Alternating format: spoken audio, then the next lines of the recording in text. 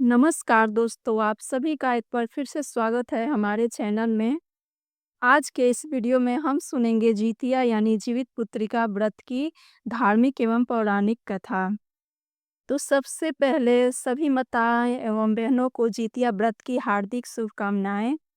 जितिया व्रत जो है यह संतान की दीर्घायु के लिए किया जाता है, उनका संतान स्वस्थ रहे, निरोग रहे। तो यह पर्व महाभारत काल से जुड़ी हुई है। इसके संबंध में 3 कहानियाँ हैं, जो इस प्रकार है। महाभारत युद्ध के बाद अपने पिता की मृत्यु के बाद अश्वत्थामा था और उसके अंदर बदले की आग तीव्र थी, जिस कारण उसने पांडवों के शिविर में घुसकर सोते हुए 5 लोगों को पांडव समझकर मार डाला था। लेकिन वे सभी द्रौपदी की 5 संतानें थीं। इसके लिए अपराध के कारण उसे अर्जुन ने बंदी बना लिया और उसकी दिव्य मणि छीन ली, जिसके फलस्वरूप अश्वत्थामा ने उत्तरा की अजन्मी संतान को गर्भ में मारने के लिए ब्रह्मास्त्र का उपयोग किया, जिसे निष्फल करना नामुमकिन था। उत्तरा की संतान का जन्म लेना आवश्यक था, जिस कारण भगवान श्री कृष्ण ने अपने सभी पुण्यों का फल उत्तरा की अजन्मी संतान को देकर उसको गर्भ में ही पुनः जीवित किया। गर्भ में मरकर जीवित होने के कारण उसका नाम जीवित पुत्रिका पड़ा और आगे जाकर यही राजा परीक्षित बना। तब ही से इस व्रत को किया जाता है। जीवित पुत्रिका व्रत की दूसरी कथा कुछ इस प्रकार है।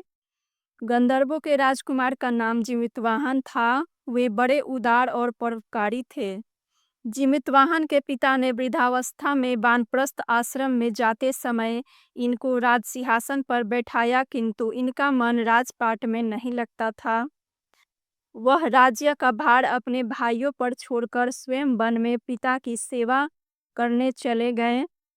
वन में ही जिमितवाहन को माल्यवती नामक राजकन्या से भेंट हुई और दोनों में प्रेम हो गया। एक दिन जब वन में भ्रमण करते हुए जिमितवाहन काफी आगे चले गए, तब उन्हें एक वृद्धा विलाप करते हुए दिखी। पूछने पर वृद्धा ने रोते हुए बताया, मैं नागवंशी की स्त्री हूँ, मुझे एक ही पुत्र है। पक्षीराज गरुड़ के कोप से मुक्ति दिलाने के लिए नागों ने यह व्यवस्था की है कि वे गरुड़ को प्रतिदिन भक्षण हेतु एक युवा नाग सौंपते हैं। आज मेरे पुत्र शंखचूड़ की बलि का दिन है। आज मेरे पुत्र के जीवन पर संकट है और थोड़ी देर बाद ही मैं पुत्रहीन हो जाऊंगी। एक स्त्री के लिए इससे बड़ा दुख क्या होगा कि उसके जाते ही उसका पुत्र न रहे। जिमितवाहन को यह सुनकर बड़ा दुख हुआ। उन्होंने उस वृद्धा को आश्वस्त करते हुए कहा, डरो मत, मैं तुम्हारे पुत्र के प्राणों की रक्षा करूंगा। आज उसके स्थान पर स्वयं मैं अपने आप को उसके लाल कपड़े में ढककर वध्यशिला पर लेटूंगा, ताकि गरुड़ मुझे खाए पर तुम्हारा पुत्र बच जाए। इतना कहकर जिमितवाहन ने शंखचूड़ के हाथ से लाल कपड़ा ले लिया और वे उसे लपेटकर गरुड़ के बलि देने के लिए चुनी गई वध्यशिला पर लेट गए। नियम समय पर गरुड़ बड़े वेग से आए और वे लाल कपड़े में ढके जिमितवाहन को पंजे में दबोचकर पहाड़ के शिखर पर जाकर बैठ गए। गरुड़ ने अपनी कठोर चोंच का प्रहार किया और जिमितवाहन के शरीर से मांस का बड़ा हिस्सा नोच लिया। इसकी पीड़ा से जिमितवाहन की आंखों से आंसू बह निकले और वह दर्द से कराहने लगे।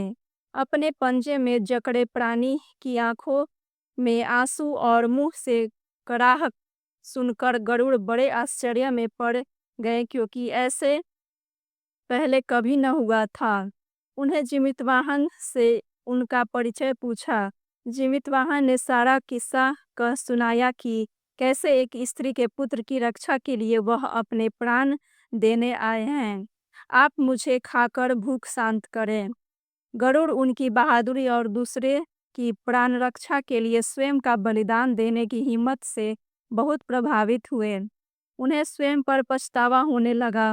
वह सोचने लगे कि एक मनुष्य है जो दूसरे के पुत्र की रक्षा के लिए स्वयं की बलि दे रहा है, और एक मैं हूँ जो देवों के संरक्षणों में हूँ, किंतु दूसरों की संतान की बलि ले रहा हूँ।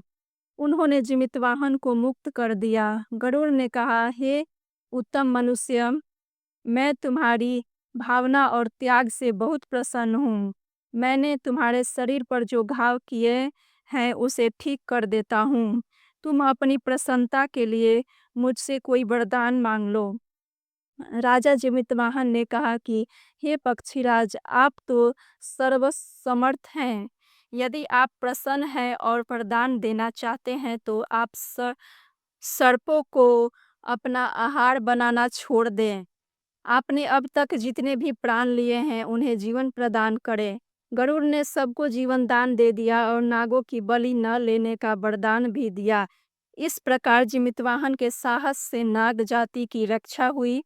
गरुड़ ने कहा, तुम्हारी जैसी इच्छा वैसा ही होगा।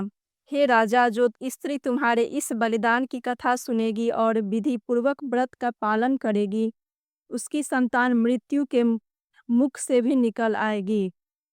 तब से ही पुत्र की रक्षा हेतु जीवितवाहन की पूजा की प्रथा शुरू हो गई। यह कथा कैलाश पर्वत पर भगवान शंकर ने माता पार्वती को सुनाई थी। जीवित पुत्रिका के दिन भगवान श्री गणेश, माता पार्वती और शिव जी की पूजा एवं ध्यान के बाद ऊपर बताई गई व्रत कथा भी सुननी चाहिए। जितिया व्रत की तीसरी कथा। धार्मिक कथाओं के मुताबिक बताया जाता है कि एक विशाल पकड़ के पेड़ पर एक चील रहती थी। उसे पेड़ के नीचे एक सियारिन भी रहती थी। दोनों पक्की सहेलियां थी। दोनों ने कुछ महिलाओं को देखकर जितिया व्रत करने का संकल्प लिया और भगवान श्री जीतवाहन की पूजा और व्रत करने का प्रण ले लिया।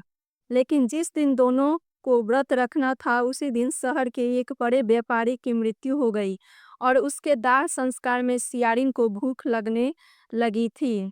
मुर्दा देखकर वह खुद को रोक न सकी और उसका व्रत टूट गया, पर चील ने संयम रखा और नियम व श्रद्धा से अगले दिन व्रत का पालन किया। अगले जन्म में दोनों सहेलियों ने ब्राह्मण परिवार में पुत्री के रूप में जन्म लिया। उनके पिता का नाम भास्कर था। चील बड़ी बहन बनी और सियारिन छोटी बहन के रूप में जन्मी। चील का नाम सीलवती रखा गया।